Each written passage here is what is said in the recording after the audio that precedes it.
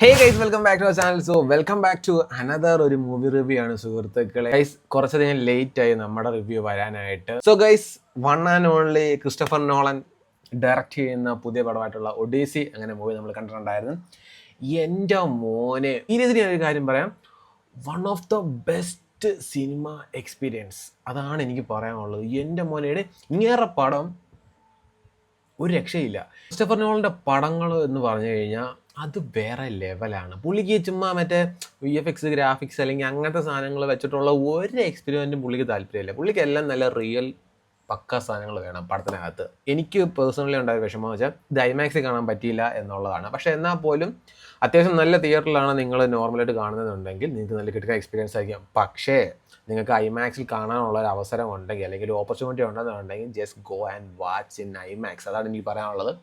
കാരണം ഒരു നല്ല തിയേറ്ററിൽ കാണുമ്പോൾ തന്നെ നമുക്ക് അത്യാവശ്യം നമ്മൾ കുറച്ച് സാറ്റിസ്ഫൈഡ് ആണ്. അപ്പം നിങ്ങൾ ഐമാക്സിൽ കാണുമ്പോൾ എന്തായിരിക്കും, വേറെ ലെവലായിരിക്കും.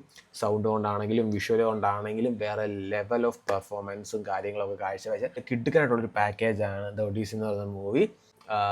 ഇതിനകത്ത് അഭിനയിച്ചേക്കുന്നവരെ കുറിച്ച് ഒന്നും പറയണ്ട, എല്ലാവരും കിടുക്കം പെർഫോമൻസ് നമുക്ക് തന്നേക്കുന്നത്.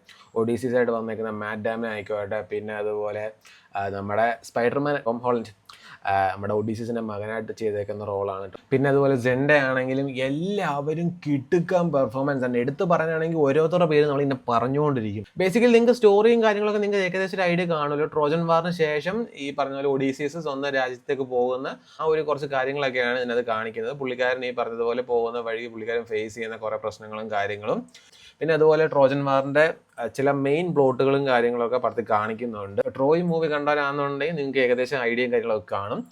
ട്രോയ് കാണാത്തവരാണെന്നുണ്ടെങ്കിൽ ഞാൻ ഇപ്പോഴും പറയുന്നു, ഒഡീസീസ് കാണുന്നതിന് മുമ്പ് ജസ്റ്റ് ട്രോയ് ഒന്ന് കണ്ടിട്ട് പോവുക. നിങ്ങൾക്ക് ഒരു ഫുൾ ഐഡിയ കിട്ടുന്നതായിരിക്കും. ഈ ക്രിസ്റ്റഫർ നോളൻ എൻ്റെ മോനെ, പുള്ളി ഒരു രക്ഷയില്ല, കിടുക്കം മേക്കിങ്.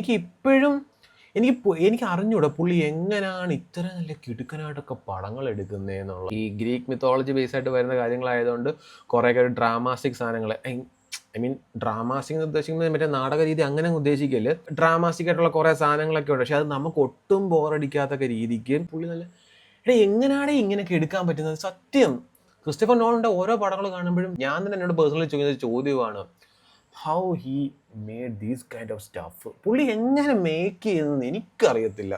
മാൻ, ആ ഒരു കാര്യത്തിൽ ക്രിസ്റ്റഫർ നോളൻ ടോപ്പ് നോച്ചാണ്. ഒന്നും പറയാനില്ല, നമുക്ക് ഈ പടത്തിനെ കുറിച്ച് എന്ത് പറയാനോ, ഒന്നും പറയാനില്ല. Just go watch, enjoy this movie. പിന്നെ അതുപോലെ if you guys are a movie enthusiast, അല്ലെങ്കിൽ നിങ്ങളൊരു മൂവി ലവേഴ്സ് ആണെന്നുണ്ടെങ്കിൽ ഈ പടം കാണണം. ഈ പടം കണ്ടില്ലെന്നുണ്ടെങ്കിൽ നിങ്ങൾ വേറൊരു പടം കണ്ടിട്ട് കാര്യമില്ല. കാരണം ഇതുപോലത്തെ വിഷ്വൽ എക്സ്പീരിയൻസും കിട്ടുന്ന പടങ്ങളൊക്കെ നിങ്ങൾ മസ്റ്റ് ആയിട്ട് കാണാൻ ശ്രമിക്കുക. ഇല്ലെന്നുണ്ടെങ്കിൽ നമ്മളൊരു മൂവി എന്തൂസിയസ്റ്റ് ആണ് അല്ലെങ്കിൽ നമ്മളൊരു മൂവി ലവർ ആണെന്ന് പറഞ്ഞിട്ട് ഒരു കാര്യമില്ല. അത്രേ ഉള്ളൂ, പോയി കാണുക, എൻജോയ് ചെയ്യുക ക്രിസ്റ്റഫർ നോളന്റെ ദ ഒഡീസി മൂവി ഗൈസ്. അപ്പോൾ അത്രേ ഉള്ളൂ.